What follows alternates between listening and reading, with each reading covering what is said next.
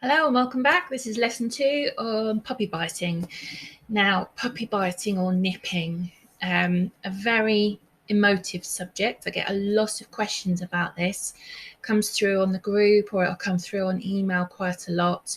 There is a lot of people out there that will give you guidance around puppy nipping. A lot of it is what we call aversive training. Aversive training is where we stop our dogs from doing something through fear, shock, or pain. So people will tell you to use water sprays or to shake stones in a bottle or use an air pressure gun. I don't use aversive training whatsoever. And the reason being is it can psychologically damage your dog, but also it can damage your relationship. And in some cases, where a beagle's initial instinct is to use the fight response, they can become aggressive towards you or to the thing that you are using. Now, aversive training has typically been used in the past. It was an approved training technique. It is now being whittled out with positive reward-based training because of the negativities around it. So if you have ever used this type of training before, please don't feel bad. That's not what I'm trying to say. I'm just explaining now that we use a different style. Aversive training was used because it worked really, really quickly. And that was because our dogs were scared or in pain. And that's why e-collars, which does cause a small amount of pain, is now being looked to be banned in the UK. Puppy biting and nipping takes time to minimize and to eradicate. You will have some form of puppy biting and nipping. That's because they're teething. But then you will have the play puppy biting and nipping, which is the one that can become a problem, particularly with beagles, because when they are awake, they are bred to learn how to hunt from day one. And they do that by choosing a play friend, and it's usually a sibling. And they use their mouths, one, to initiate play, but two, throughout play, they will bite at each other and they do bitey face. Now, if they bite too hard on their sibling, the sibling will yelp, will move away. The other puppy will sort of go, oh, what did I do? They'll shake off their energy, and then this puppy will decide whether they want to play again, and they will, but this puppy will then bite inhibition will be lower. And that's how they learn about their bite inhibition with each other. Very different with us. Typically, we've been taught to say ow or e or whatever it is. It doesn't work. There is other ways that it does work, and I'm going to go through those with you now. There is more to add to that technique to help you. And again, I'll go through that with you. So first of all, just know that it is normal. And a lot of this is down to the teething. And again, like I said, it's how they initiate play. It can also be a sign of being overtired. So puppies will use their teeth, but if their bite inhibition has got really out of control, then it's usually down to the fact that they're either overtired and they need a nap, or they're overstimulated and they need a bit of time on their own. And that can be in their crate or it can be in their puppy pen. If you pop them in their crate, minimum of 20 to 30 minutes, because we're not going to use it as a punishment. We're not going to put them in there, let them calm down for 2 minutes and let them come out again. They'll get a negative association with their crate. But if you put them in there with something to chew on, to eat, something like that, it brings down their energy, and then you can let them out and they should be able to manage their bite inhibition a bit better. This can turn into behavior that they feel is acceptable as well. So if it's not corrected, if it's not managed, they will take this behavior and they will continue to do it. And I work with beagles who are 9, 10, 11 months, even older, who are still seriously hurting their owners due to the puppy biting and nipping, because they feel that it's acceptable play for them. And it's how they explore the world. Just like a baby who puts everything in their mouth, they use their mouths and they use it typically to see what it will get them. So it will be, if I bite my mum because she wants me to get off the sofa, will it stop her from doing it? Oh, it did. Oh, excellent. I'll try that again next time. Oh, I bite and they make a squeaky noise. They're a big squeaky toy. Oh my God, they want to play with me. So there is ways and reasons why they do what they do. And it needs to be corrected from day one, really does. With all training, we tend to think, oh, we'll just give puppy a week to settle in, or we'll just give our adopted beagle a week to settle in. No, let's start working with these behaviours from day one so they start to know what their boundaries are. And if it isn't corrected by all persons within the household, this will turn into a very problematic behaviour. And that means that everybody has to be on board, including the children. And if the children aren't able to manage this, then we need to use puppy pens, and we need to have separation between the children and the puppy. One of the biggest reasons puppies are given up for adoption is beagle puppies are given up for adoption is their nipping. Because it can be painful. They've got needlepoint teeth, first of all, and then obviously they turn into adult teeth around 16, 17 weeks. It's not the puppy's fault at all. It's not your fault. It's us, me, teaching you how to manage this. And you're not going to get away with no nipping whatsoever, but there needs to be something in place so that you know how to manage it and you know how to start minimizing it. If they take this behaviour into adolescence, which is around 5 to 6 months, and it ends around 18 to 24 months, and then they take it into an adult, it's extremely difficult to correct. Extremely difficult. It's not impossible, but it takes months, and also it can cause serious injury to you, the owner. And again, another reason why beagles are giving up for adoption, or if they're rehomed and they come with this problem, they tend to end up back at the adoption centres. So it is something that we do need to correct straight away. Ooh. And like I said, it's why they are given up. Typically, the puppies tend to be given up between weeks 10 and 14. That's usually when the biting and the nipping is quite bad. And then the next stage is adolescence, when things, not just nipping, but things get a little bit harder and people go, oh my God, is this my beagle forever? I can't handle this. And so they give them up for adoption. And just know, there will be that amount of nipping until they're around 16 weeks because they're teething. But we're going to give them stuff to chew on so they're not chewing on us, okay? And it's something that if we correct in those first early few weeks, by around 17 weeks, it's going to reduce, and then it's going to be gone. So yes, they explore the world with their teeth. This is how they start to learn the world around them. Beagle puppies don't just use their noses to scent, they use scent glands in their mouth as well, which is why they're very good at putting things in their mouth, because one, they're trying to find out if it's food related, and two, what is this? Has something passed by?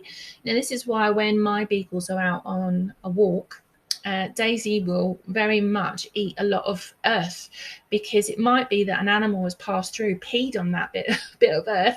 She puts it in her mouth. I know it's gross. Puts it in her mouth, and she learns about the animal, how long ago it passed through, how old it is. Is it worth her scenting it? Is it worth her tracking it? And they do learn this. They do this a lot with their mouths, and it is instinctive. So, when they caught the prey, they would use their mouths to catch it, and they would have to use quite a lot of force to make sure that it wasn't going to escape from them. So teething, yeah, ouch. If you've ever looked in a puppy's mouth and their gums, poor little loves, they're so red. You can get these kind of treats that have got something in them to help with the pain. And it's around 8 weeks that they start to teeth, and some will start to fall out over the next few weeks. So after 16 weeks is when the real pain really starts. The big teeth are coming through, and you can give them things that are cold, which will help them, just like we do with babies. You can put carrots in the freezer. You can put ice cubes, or use ice cubes, carrots. I said carrots and like cucumber. And also, you can get teething rings for dogs that you put in the freezer as well. So, you need to think about if they're really nipping you and really chewing, and they're really looking for something to chew, it's probably because they need something to help with the pain in their gums. And the adult teeth will start to push the baby teeth out, and again, that's when the pain is really starting. And you just need to provide them with as much chewing as possible. So it doesn't always have to be something that's hard, something that's soft as well, so that they can really get it into the back of their mouth. And there's lots of different toys out there that they can use to help with this. And there's also specific toys for teething as well. So puppies love to play. They love to play, and in the process they use their teeth. And they will do this with each other. But the problem is that Beagle puppies and dogs in general have thicker skin, higher pain threshold. So the nipping that they're doing on a dog probably doesn't even register, but the same pressure on us causes us a lot of pain and injury. So they're not being aggressive. They're not being nasty. All of those things, then that's not what's happening. They're just doing what they're genetically programmed to do. And they would do this with their siblings, which is why I get some people contact me and say, oh, my Beagle puppy keeps nipping at the heels of other dogs in the playfield. Yes, because that's what they're bred to do. It's part of their hunting instinct as well. If they were chasing, this is what they would be doing. They'd be trying to sort of grab the backs of the legs of the animal to tip them off balance. So they do this during play as well, to learn how to do this. So we have to sort of take into consideration their genetics, but at the same time, we do need to stop it on ourselves. The one thing we must not do, and I'm probably going to say this a couple of times during this lesson, is we never use our hands to play with our Beagle puppies. No round the mouth. Excuse me. No using your hands at all. When you do this, you're mimicking bitey face, which is what Beagle puppies in particular, love to do. So they will see these as toys, and it will take you ages to stop them from doing it. So we just don't use hands at all. If your puppy starts to mouth you, we swap straight to, excuse me a minute. We swap straight to a toy, typically a soft toy. Because then they can really sort of chew on it, and you can hold it whilst you play with them. And what that's saying to them is that you play with them, but you use a toy. And then eventually over time, what will happen is your Beagle puppy will bring you a toy to play. Billy's idea of me playing with him is tennis balls. So he'll have one in his mouth and he'll want me to play with him. I kind of almost have to get my fingers in there, which is a bit worrying sometimes, but he will bring a tennis ball for me to play with him, because he's learned that we don't use our bodies whatsoever. When he came to us at 4, we couldn't play with him. As in, if we tried to do any kind of rough and tumble with him, which you can do with some of your Beagles, his bite inhibition was rubbish. So we weren't able to do any kind of play with him or get him riled up, because as soon as he started to get overstimulated, he would throw himself at us. So we had to use toys, and we have. And I'm going to go through some of those things that you can do later on in this lesson. And like I said before, if they bit too hard, their siblings or the adult dog would either yelp, or it would get a telling off. So by a female. My Daisy's done this plenty of times. She's so good with other dogs, particularly Beagles. And we used to look after a female Beagle, and she was about 16 weeks. And as she grew, she got more and more confident with Daisy. And then one day she just bit Daisy too hard, and Daisy just turned around and she screamed at Willow. Literally, like I could even see Willow go, oh my God, what just happened?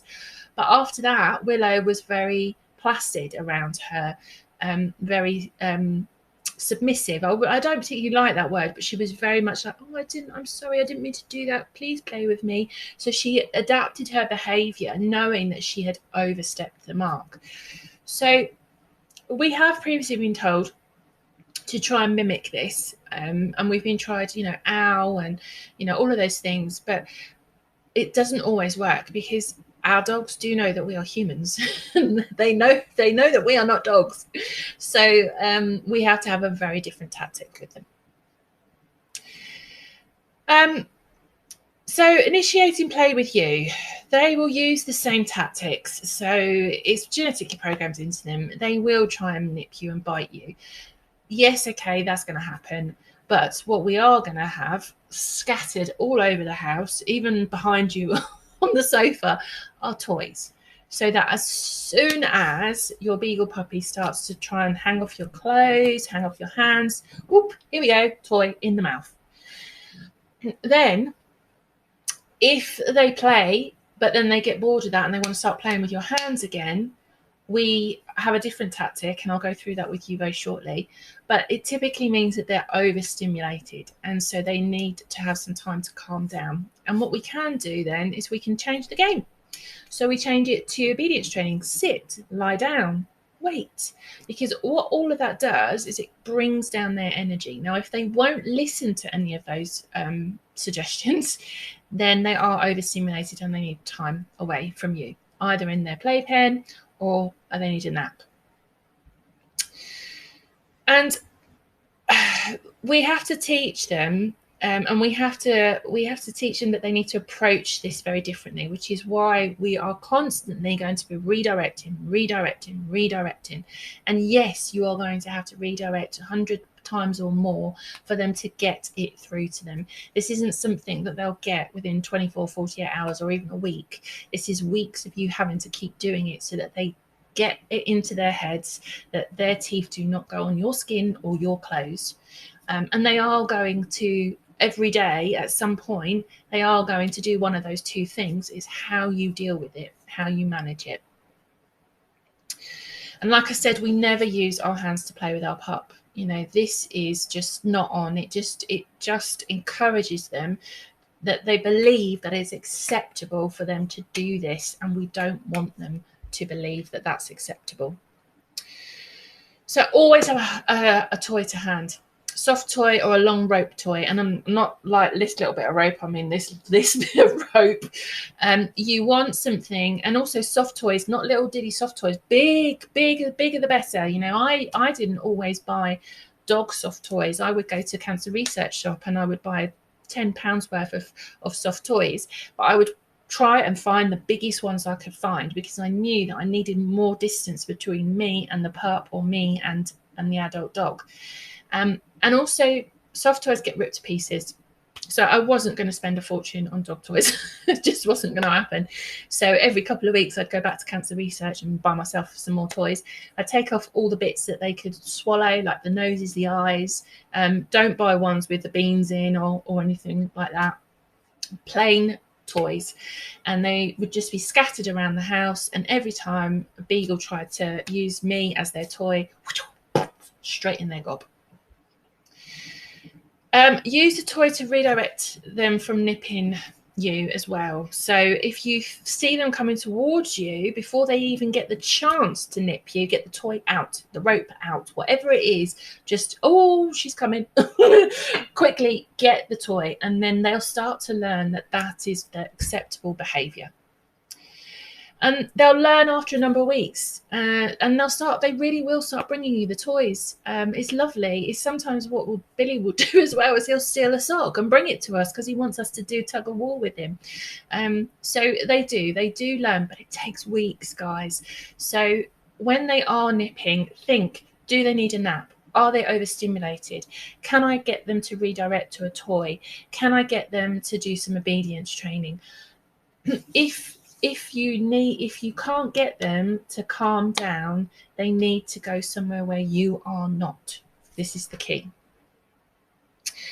And get your children doing this from day one. So get them big toys to play with the Beagle. Don't let them use their hands. Get them to chase Beagle around, because the Beagles love to be chased. And also I'm going to talk to you about a flirt pole shortly as well. So it is about just repetitive training, repetitive. If you are struggling, please contact me. Again, my email is Kelly, spelled IE, @thebeaglelady.com, and I can kind of figure out what's going on for you, why this the training isn't working. I also use something called reverse timeout. So this means that rather than put our beagles into timeout, we put ourselves into timeout. It's a very weird concept. So they really won't listen.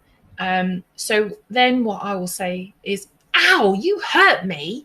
And then I storm out the room and I shut the door so that there's a barrier between me and the dog that has nipped me. I wait 30 seconds. If at that point they're still whining or crying, I wait for them to be quiet and then I come back into the room. If they go back to doing the same behavior, I repeat, but I go outside the room for a minute and then I come back in, and I'll repeat that 3 to 4 times. If on the 4th attempt they are still nipping me, then I know that they need a nap or they need some time away from me chewing on something to bring their energy down. Again, this is something you have to do repeatedly over and over and over and over and over, and then that way, you know, your beagle will get it. Oh, Billy's come to visit us. And the other thing, running children. Oh, they make awesome squeaky toys. So try to encourage your children to be calmer when walking around the house. I know it's hard. I know it really is, particularly if you've got toddlers. This is why, again, I cannot recommend puppy pens more, because there are going to be times when your puppy is going to get over the top with their behaviour and hurt your child, and at least then they've got some way of getting away from them. So what if they're nipping your ankles or hanging off your clothes, you know, hanging off the bottom of your trousers, that kind of thing? You need lots of treats. We need to redirect them away from you. And as you're walking, you drop the treats on the floor, and children can do this as well. So, you know, if your child is finding that they're walking into a room and the beagle is just flying at them because it's like, wee, play friend, then they can walk into a room loaded with treats, get the beagle to sit, reward them for that, and as they walk through the room, say to the sofa, they just drop, drop, drop, drop. They don't talk to the beagle, they don't look at it, they just drop it as they go, sit on the sofa. If beagle jumps on the sofa and is again, they just reward it for being calm. And then eventually what happens is that behavior, that throwing themselves at them, decreases, and they start to realize that actually, if I'm calm, good things happen. It teaches them that good things come from the floor when you are around, but nipping and hanging off clothes doesn't. It doesn't give you the same reward. So, you know, if I stay on the floor, woohoo, food happens. So again, it's not an overnight success. This is something you're going to have to do over a number of days and weeks. And also stand still. If they do nip or hang off your clothes, let them disengage of their own accord, wait 4 to 5 seconds, and then carry on walking. What you're saying to them is, you know, your walking is a big, massive toy for them. They're like, wee, something moving. And also sometimes if you've got children, they squeak, obviously, because it hurts. They love it. But if you're saying to them, no, I'm not entertaining this, I'm going to stand still, I'm not even looking at you, I'm not talking to you, I'm not doing anything, and then you walk again and you stand still again. If they really, really, really, really are tenacious, again, it's probably because they're overstimulated and overtired. So we have to do something about that.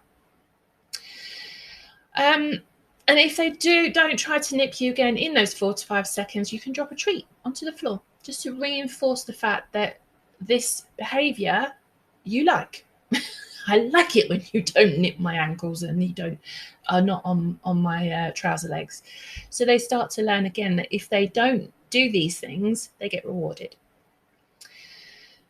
And also you can use the same technique as the children. You can drop the treats as you move around the room to stop them from, nipping on you all the time. But the biggest thing, and I know I keep saying this, is that it can be a sign they're tired. Beagle puppies need a routine when it comes to sleep and daytime naps. And if they don't get that, then they really do use their mouths, and they use it to find something to chew on. They use it to find someone to nip on, all of those things.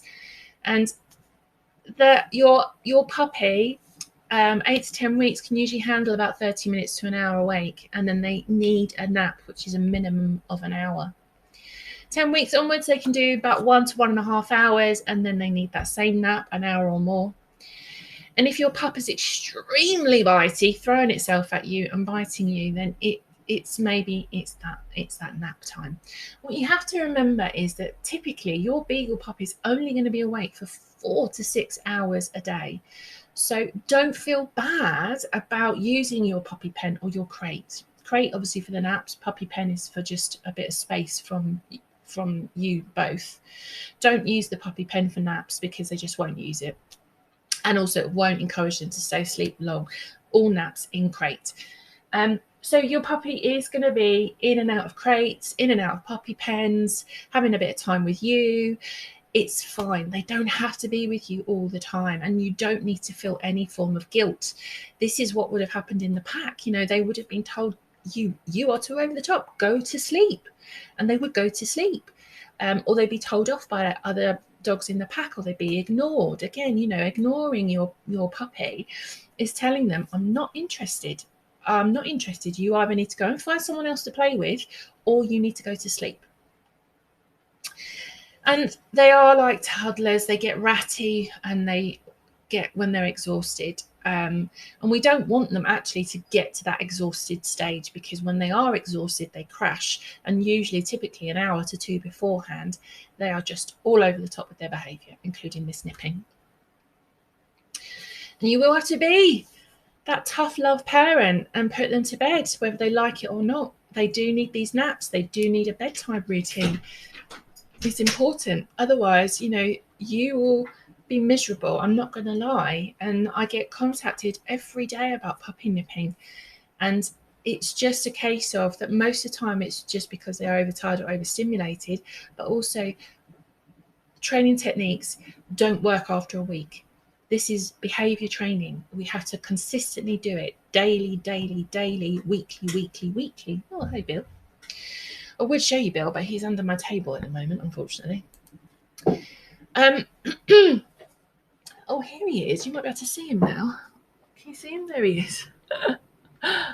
So if they're still really bad after a nap, then it probably means that they didn't sleep long enough in their previous nap. So it might be that after 10-15 minutes of them being awake, they are still really nippy, really ratty, and it's like, okay, back in your crate. It sounds like you need at least another half an hour to an hour's sleep. And typically, if you leave them for about 5 or 10 minutes, they go back off to sleep. So the other sign is the overstimulation. Their energy has got too high. Their puppy's energy increases really quickly. So they can go from 0 to 10 in under 30 seconds. Whereas adult beagles have learnt to regulate their energy and not go from 0 to 10 in under 30 seconds. So this type of behavior, this signs that their energy has gone too high, is excessive growling, snarling, throwing themselves at you, and this over nipping. So any of those behaviors mean that their energy has got too high, and at that point they are no longer in control of their actions. It's a different part of their brain that's working, and this is why it feels like they're aggressive, but they're not. It's just that their energy's just got too high. They're not able to control themselves anymore, and it's time to bring their energy down. And how we do that is through a mix of treats, and we do a little bit of obedience training with them first of all, just to see if we can bring their energy down. So whenever I play with puppies, I always have a tub somewhere so that when their energy gets too high, I can get the tub and I can ask them to sit, or show them a treat, and then they'll sit, and then I'll do some lie downs, some weights, come, all of that, because it brings down their energy. If they still are quite struggling, we can also do something called stay in place, and I've attached that training as an extra bonus as well, where we ask them to stay in a particular place and then we move away, and then we reward them for staying in place. And again, that brings their energy down. It's also teaching them to stay in one place, particularly if you are struggling at dinner time with a beagle who likes to jump up at the table. Teaching them to stay in place is a really good thing to do. And it all naturally brings down their energy. And you can either then go back and play with them again when they're calm, or if their energy goes shooting up really quickly again, repeat the obedience training, and then when calm, give them a long-lasting chew. And there are some examples of some long-lasting chew with this module. And what that does again is it takes away their need to focus their attention onto you, and it gives them something to chew on, gives you both a break from each other. And chewing is just like a dummy, really, for a child. It's a way of getting them to lie down. Typically, they're in one place. It floods their body with calming hormones, makes them feel safe, and then sometimes they'll go off to sleep afterwards. So what if you already have a puppy or, oh, hello, Bills, adolescent beagle that is over nipping? It's going to take you some time to correct, weeks, not days, because if you've allowed this behavior to go on because you didn't quite know what to do for 4 to 6 weeks, it's going to take that amount of time or more to correct it, because every time our beagles test their behavior, it gets reinforced in their brain. So they create a neural pathway. Similar situation occurs, they try it again. Oh, that worked. Neural pathway gets stronger. Again, stronger, stronger, stronger. So when we start to teach them that we want them to do this behavior, their neural pathway is weak. This one is still strong. So what will happen is that when we're training them, they will bounce between the two. So you might have 2 really good days where they're really listening to the training and they're not nipping you. And then on the 3rd day, they're like, nah, I want to do this. And this one is stronger, so it comes through. And what then tends to happen is people go, well, this training is rubbish. It's not working. So I need to find a new trainer or I need to find a new technique. Whereas if you had carried on with the training, days 4 and 5 might have got better again. And then it might be that you have 2 really bad days and then 1 good day. It bounces. And then what eventually happens is the new neural pathway that you're creating becomes stronger than the older one. And then this one becomes less and less and less and less and very, very much dormant. And this one becomes stronger.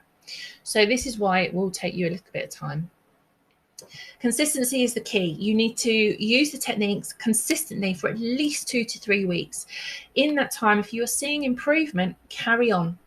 If you're seeing no improvement, then we need to change your technique. We need to find something that works for you. And again, you can email me, Kelly, with an IE at thebeaglelady.com, and we'll go through what you've tried, how long you've tried it for, and also what we can look to do in the future for you. Use all the techniques I've described already, each and every time. It's not going to work every time, but it is very much, you need to have like a toolkit. Try this, try this, try this, try this. This hasn't worked. Nap time or puppy pen time with a chew. And eventually it will get easier and easier. Everyone has to be on board. So if husband still plays with hands, I know I shouldn't say that's very stereotypical, but it does tend to be the men that do this. Still plays with hands, but you're trying to teach your puppy to just play with toys, it's not going to work. It's just not going to work. They're going to be too confused. So you're going to have to sit the other person down and you're going to tell them exactly what you want them to do. And then, you know, get them away from using their hands. And like I've all said quite a number of times, get a puppy pen if you have small children or young teenagers who are frightened of the nipping. I remember years ago, decades ago, when I was a small child, I must have been about 8 or 9, my uncle got himself a German Shepherd puppy. And man, oh man, the nipping off of that pup was just out of this world. And I never wanted to go to my uncle's house because I was too frightened of the puppy. And this is what can happen in our homes, that children don't want to come downstairs, children don't want to entertain the puppy. Initially, they love it, they play with it. And then, of course, as the puppy gets older, puppy sees them as a plaything, their nipping gets harder. And then children no longer want the puppy. And that's when typically people rehome their puppies. So the puppy pen is going to give you all a break. And that means your kids can come downstairs. Don't give up. It's a marathon, not a sprint. We live in a now society. I want everything. I want results now. I want everything done now. It's just not possible. Animals and beagles, hello days, are sentient, emotional, empathic creatures, just like us. Although we are different in our ways, we cannot expect us to be able to give up a habit like that. 21 days, I think it is. We can't then expect our puppies to give up a habit just like that. It's going to take days and weeks to sort most of this out. And I don't mean to frighten you in any way. I just want to give you some light at the end of the tunnel that gives you an idea that this isn't going to be an overnight success. This is something that you are going to have to deal with on a daily basis for a number of weeks. And see this, as weeks rather than days. And then if it is sorted within a few days, that's a Billy bonus. But if you have it in your mind, okay, right, my puppy's 8 weeks old, probably not going to see a huge massive improvement until they're about 16, 17 weeks, then at least you know you've got a time limit and you can manage that period of time. And last thing, flirt poles. Oh man, I love these things. Get yourself a flirt pole, particularly if you have young children. I've got one here. I'll show it to you. So it is literally like a cat pole. It's a pole, string, and a toy on the end. So you can see already how this is stopping your puppy from being anywhere near you or your child. It's really good for their prey drive. So what I've done for you, I'm giving you something called drop training, which you do in conjunction with a flirt pole. And what we do is we move the flirt pole around constantly. So the Beagle puppy has to chase it. And then as soon as they catch the prey, we get them to disengage immediately with the drop training. The reason being is we don't want them chewing on this or the string. This one is from eBay, and I've put a link to it in the drop training. The one that's on the screen is Amazon, and the string is half the size of this, and people were saying that their puppies were chewing through it. You do have to be very, very careful, and you have to be on the ball all the time, because this, even though this is quite thick, they can still chew through it, which is why as soon as they get the prey, you get them to disengage and you then start the game again. 10-15 minutes of this, fantastic. They will want to go to sleep afterwards. It's really good for their cardio. Really good if you can't get them out for a walk at the moment, because they need their jabs. 5-10 minutes, and then you pop them in their crates with a nice chew, calms them down, and they go off to sleep. But it is just fantastic for children. They can play with their Beagle. And they can have that entertainment with them. They feel like they're engaging with them, but they're not being bitten. If at any point the Beagle puppy redirects to you or the child, then you know that their energy has risen too high and you need to give them time to chill out. And that can be that you go back to your obedience training to bring them down. If they just won't listen and they need to go, Daisy wants my attention, then they need to go into their puppy pen or they need to go into their crate. Just for a bit of a chill out and a nap. Hello, baby girl. And it's a really good way of bonding as well. They will love this game. My two still love it. Don't you, Daisy? Do? Yes, you do. Mine are 5 and 6, and you get the flirt pole out, and they're just like, woohoo! Excited. So it's something that you don't just use for puppies; you can use for adults as well. Oh, you want love, do you? I wish that you could see this. She's begging. She's like, please love me. If they get fixated on the rope at the end and not you, then we stop the game. And that means then that they've gone over their threshold and they're over energy. So we need to stop the game until they're back. Either their energy's come back down, hello baby. Either their energy has come back down, or they've stopped hanging off the string. And the thing to do is, once they do get a hold of the rope or the string, you don't rip it out of them. We were so used to years ago, like if a dog had a toy, we'd be like, come on, let go, give it to me. We don't do that anymore. It's proven to actually, in some cases, make our dogs aggressive because they've got their prey. That why on earth would they want to give it up? It's in relation to resource guarding. So we swap for a high reward treat, which is part of the drop training. So there we go. And like I said, 10 or 15 minutes, and you and they will be exhausted, and they'll want to rest. So if they're not quite ready for a nap, long-lasting chew in their puppy pen, and they'll love it, and they'll be nice and calm, and then they might be ready then for a nap in their crate. So that's nipping. I hope that it's helped you. I hope that there's some tips in there that you can use. Just remember, guys, it's persistent, consistent, and you just need to just keep doing it and knowing it is going to take a little while for you to sort this out. So that's the end of this lesson. Quite a long one, sorry. I know, but it's so important. It's such an important lesson, this one. It will stop so many Beagle puppies being rehomed if we can just get this nipping under control. So I'll see you in the next lesson.